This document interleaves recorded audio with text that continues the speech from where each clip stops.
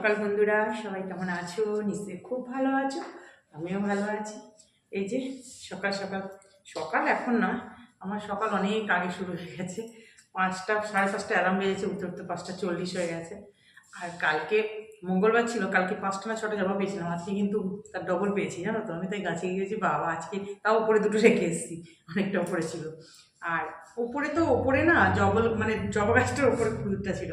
আর নিচে মাটিতে দেখো জল ঢালও অত এখন দিতে হয় না, গরমের সময় দেবো জল, আর মাঝে মাঝে এখন একটু দিই। কিন্তু কত সুন্দর সারাটা বছরে, কিন্তু তবু শীতকালেও কিন্তু টুকটাক টুকটাক দিয়ে এসছে ফুল, এখনও দিচ্ছে। আর ওই যে সাদা সাদা কি করে দিচ্ছে ফুলের ওই ইগুলো, গোটাগুলোর মধ্যে নাটিগুলোর মধ্যে সাদা সাদা লেগে থাকে, ওগুলো কি ফাঙ্গাস কি একটা বেশ বলে, বেড বাগ। এটা ভীষণ বাজে, পুরো গাছ নষ্ট করে দেয়। কত যে ওষুধ দিয়েছি, কিছুই হয় না। তাই বলে নিচে কিছু করতে হয় না, মাটিতে লাগালে মাটি থেকে তো ডাইরেক্ট ভিটা পাচ্ছে জলটা। আর টবে ওপরে যে স্ল্যাপেও লাগিয়েছি, খুব একটা ওই মাঝে সাঝে একটা দুটো, অথচ ওগুলোকে কত জল দিতে হয়, যত্ন করতে হয়। যাই হোক, তারপরে তো আমার না সকালবেলাটা পুরো ঝড় বয়ে গেল আজকে। কি বলবো বন্ধুরা, পুরো ঝড় যাকে বলে, প্রচণ্ড প্রবলেম হয়ে গেল সকালবেলা। বেরোলোই, মেয়েই বেরোলো, আমি চাটা বসিয়ে দিয়ে গিয়ে মেয়েকে বন্ধ করে জানি এখন বেরোবে, গেট বন্ধ করে দিয়েছে। এই এখন চাটা ছেঁকে যে তোমাদের সঙ্গে মেশিনে কাঁচা হচ্ছে, আজকে সকাল সকাল কাঁচা হয়ে গেল, আমার মেশিনেই হয়ে যায়, নাহলে হাতে কাটলে বেলায়। চলো চাটা এখন খাই, খেয়ে তারপর কাঁচা হবে এগুলো। এখন আবার ডাস্টবিন এসে যাবে, তরকারি কুটতে হবে, কুটে এখানে জল ভরা হচ্ছে, কাঁচা হয়ে গেছে, তারপর মেলে দিয়ে আসতে যাবো। তারপর তো ঘরের টুকটাক কাজ আছে। চলো সঙ্গে থাকো, দেখতে থাকো। ওই দেখো আওয়াজ পাচ্ছি, দেখেছো? এই দেখো বন্ধুরা, 9টা 10 বাজে, কে বলবে কি তেজ সূর্যের। আমি তো শার্টগুলো সব বারান্দায় দিয়েছি, আর কদিন পর আর এখানে দেওয়া যাবে না। দেখো সূর্যের তেজ দেখো। আজকে তোমাদের দাদাভাই বললাম না, সকালে ঝড় বয়ে গেল, গাছে জল দিতে পারিনি, আমি অল্প অল্প করে বোতল করে দিয়ে গেলাম, এত রোদে আর পাচ্ছি না। আর কালকে তো অনেক ফুল তুলে নিয়েছি পুজো দিতে, আজকেও তুলে নেবো। বা স্টকগুলো সাইডে সরিয়ে রাখবো, কারণ এখন শুকিয়ে যাচ্ছে। ওই যে অপরাজিতা ফুল ফুটেছে, ওই দিকেও ফুটেছে, পরে তুলবো। সব জল টল দিয়ে গেল, এখানটা এখন একটু বেশ ভালো লাগছে জানো তো দাঁড়াতে। চলো চলে যাই। ঘরটা ঝাড় দিয়েই ছাদে গিয়েছিলাম, তারপরে দেখো এসে ঘরটা মুছে নিচ্ছি। একটু লাইট জ্বালিয়ে মুছলে কী বলো তো, সোফার নিচ টিচগুলো মুছছি তো, ওই জন্য একটু যখন ঝাড় দিই বা আমি করি, একটু লাইট জ্বালিয়ে নিলে আমার সুবিধা হয়, যতই আলো ঢুকুক একটু ভালো করে দেখে টেনে। খুব একটা তো ধুলো টুলো থাকে না, কারণ ঘরে যেহেতু বাচ্চা টাচ্চা বাচ্চা টাচ্চা তো আর কেউ নেই। বাচ্চা আমার মেয়ে ছোটোবেলায় থাকলেও ধুলো টুলো নিয়ে তো এখন আর কোনো বাচ্চা খেলাধুলো করে না, হয়তো খেলনাগুলো একটু ছড়িয়ে ছড়িয়ে রাখে। তাও মেয়ে তো পুতুল টুতুল নিয়ে খেলতো, ছিল প্রচুর ছিল খেলনা, 2 দিনও টিকতো না একটাও। আমি বলতাম তো বাবারই, ও ঠাকুমা প্রত্যেক মাসে মাসে খেলনা কিনতো। ও ঠাকুমারও নেশা হয়ে গেছিলো ওর নাতনির সঙ্গে সঙ্গে। হ্যাঁ, আমার এই শোকেসের নিচে এখনও কত রয়েছে। তারপর আমি এদিক ওদিক করে, আমাদের যে হেল্পিং হ্যান্ড ছিল না, তার নাতনি হয়েছিল, নাতনি ছিল। যেমন মেয়ের জামা কাপড়, আমার মেয়ের জামা কাপড় আর আমার মেয়ের খেলনা টেলনা, তারপরে স্কুলের জিনিস, ছোটো থেকে যাবতীয় জিনিস দিয়ে বাচ্চাটা মানুষ হয়ে গেছে, 2টো বাচ্চা ছিল। যাই হোক, এবার দেখো একটু টিফিনের জন্য একটু ডাল ছিল গরম করলাম, আর এটা হচ্ছে হলদি লুচি। কেন বলো তো, সাদা তেলের আজকে কোনো কাজ নেই, ওই জন্য সর্ষে তেলেই ভেজে নিয়েছি। একটু সর্ষে তেলে ভাজাটা একটু খুব একটা ভালো লাগে না, ওই যাই হোক খেয়ে নিয়েছি। এবার দেখো রান্না করতে চলে আসলাম, খেয়ে দিয়ে ভাতটা বসিয়ে দিয়ে গেছিলাম। আর এখানে দেখো চিংড়ি মাছ ভেজে নিয়েছি একটু। আর তরকারিটা জানো তো, কুমড়ো আলুগুলো কালকে কেটে রেখেছিলাম, দেখো কীরকম যেন যেন বরফ মতো হয়ে যাচ্ছে, যেন কীরকম। আর কুমড়োর ভিতরে না জল থাকে, কুমড়ো ফ্রিজে থাকলে না ভালো কীরকম একটা জলসা জলসা একটা গন্ধ হয়ে যায়, যেন কীরকম একটা বিচ্ছিরি। আমি ওই জন্য তোমাদের দাদাভাইকে বলেছি এবার থেকে কুমড়ো আনলে তার পরের দিনই খেয়ে নিতে হবে। তারপর দেখো অল্প করে তরকারিটা করছি একদম, একটু দিয়েছি ধনে জিরের গুঁড়ো, নুন, হলুদ, কাশ্মীরি একটু, সামান্য একটু রেড চিলি, কাঁচা লঙ্কা, বাস আর কিছু না মশলা, এই তো মশলা। আর একদম শুকনো শুকনো হবে। তবে তরকারিটা খেতে কিন্তু বন্ধুরা দারুণ হয়েছিল। যেহেতু চিংড়ি মাছটা পড়েছে না, চিংড়ি মাছটা একটুখানি 2-3টে চিংড়ি মাছ দিলেই তার টেস্টটা অন্যরকম হয়ে যায়। কুমড়োটা কিন্তু এমনি খুব ভালো ছিল যখন নিয়ে এসেছিলাম, ওই যে কয়েকদিন রাখা ছিল ওই জন্য।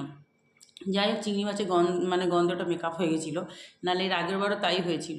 তোমাদের দাদাভাই তাই আমরা বললাম যে কুমড়ো এনে খেয়ে নিতে হবে, আর সবসময় তো খাওয়া হয়ে ওঠে না।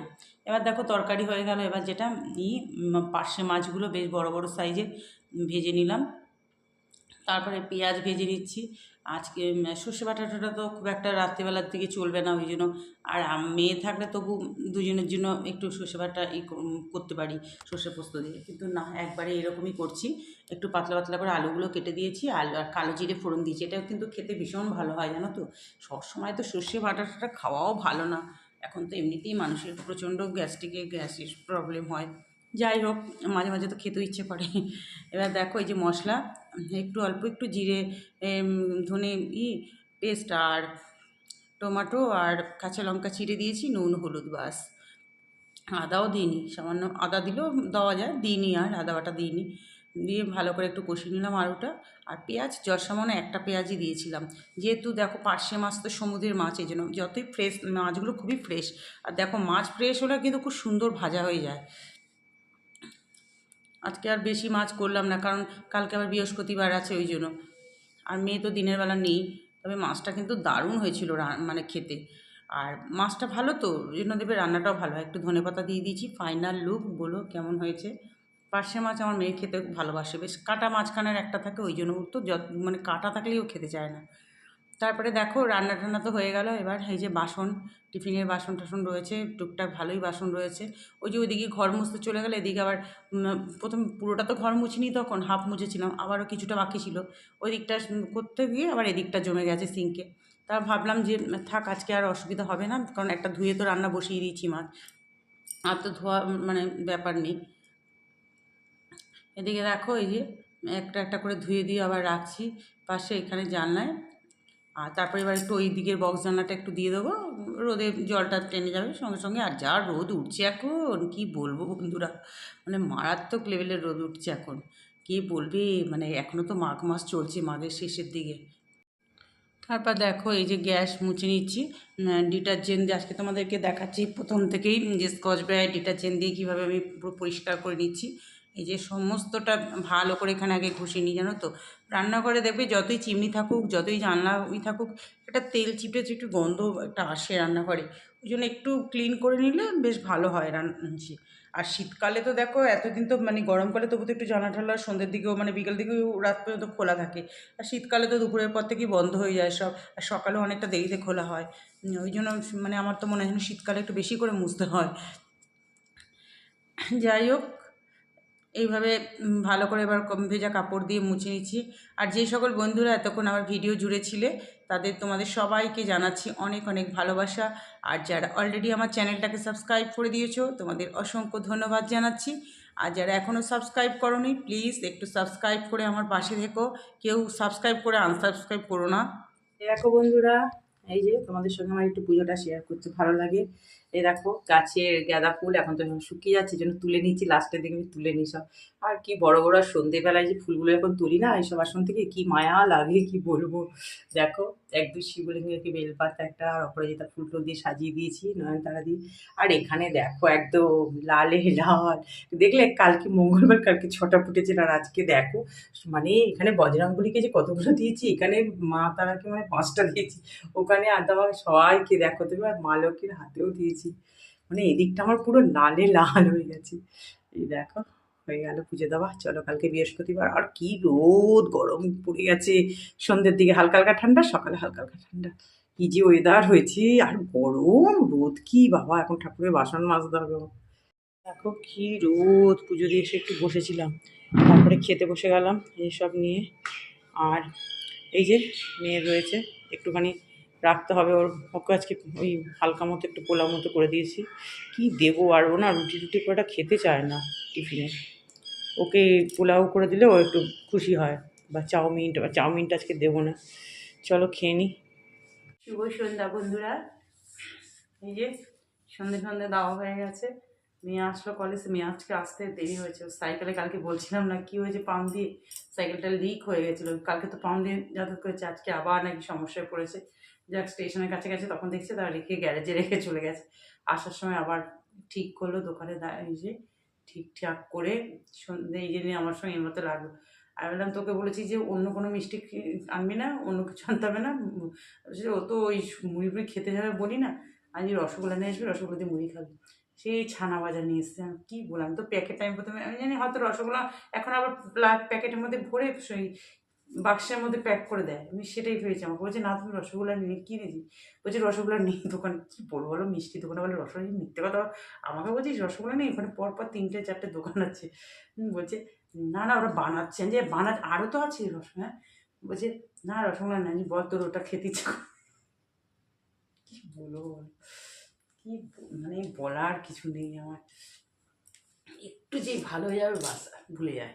আর যখন শরীরটা খারাপ হয় তখন সারাদিন আমার কানে কাছে মামি এ করছে, মামি পেট ব্যথা করছে, মামি এ করছে, একটু যে ভালো হবে বাস আর কিছু না।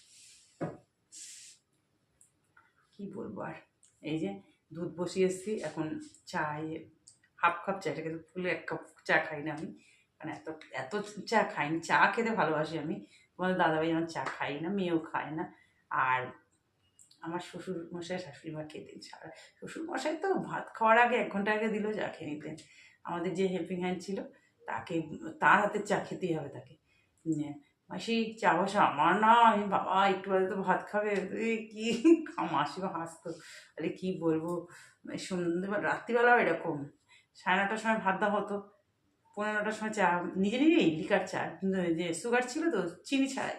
ওই আমি ভাবতাম, আমি বলতাম না শাশুড়িমাকে, মামু খেত কিন্তু বাবার তুলনায় কম খেত, লিকার চা খেত। তবে আবার উল্টো, বাবার যেমন মিষ্টি, মানে একদমই শুধু চা পাতার জল। আর আমার শাশুড়ি মাম ডাকতাম মামু, মামের আবার 1 কাপ চা 2 কাপ চিনি। আমার তো হয়ে গেছিলো দেখি, যখন বিয়ের পর প্রথম আমি যেরকম চা করে দিয়েছি, আমাকে বলছে কবিতা 2 কাপ 2 চামচ চিনি দেবে, হ্যাঁ আছে। বাবা এবার আমাকে যখন চা করে দিচ্ছিল ওরকম মিষ্টি দিচ্ছিল, আর আমি তো একটুখানি মুখে দিয়ে আর খেতে পারছি না। আমি চা খাই কিন্তু খুব অল্প মিষ্টি খাই, এখন তো গুড় দিয়ে খাই, চিনি খাই না। অনেক বছরই হয়ে গেল। আর কি চিনি, আমি তো দেখি অবাক হয়েছি, বাবা। আমি বলতো তোমার মিষ্টি লাগে না, বলছে না আমার তো এটা খেয়ে খুব বেশ। কিন্তু শাশুড়িমার সুগার ছিলেন না, মারা যাওয়ার কদিন আগে একটুখানি অল্প একটু ইয়ে হয়েছিল, ইউরিক অ্যাসিড ছিল, সেটাই ছোটো ছেলে হচ্ছে, আমারও ইউরিক অ্যাসিড হয়ে গেছে।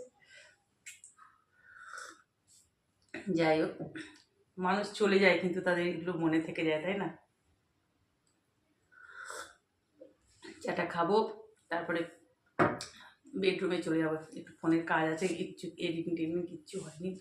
এর মাঝে মাঝে ভাবি কি দূর এডিটিং আর করবো না, কিন্তু কী বলো তো, এটা না মানে আমার এই ভিডিও আপলোড করাটা আমার রোজকার কাজের মতো একটা কাজ হয়ে গেছে, না করলে যেন ঠিক ভালো লাগে না, জানো তো। কী বলবো বন্ধুরা, চলো অনেক কথাই বললাম। সবাই ভালো থেকো, সুস্থ থেকো, যে যেখান থেকে ভিডিওটা দেখছো একটু লাইক দিয়ে দেখা শুরু করো, আর একটু কন্টিনিউ করো ভিডিওটা, আর একটু যারা নতুন আছে একটু সাবস্ক্রাইব করে পাশে থেকো। টাটা।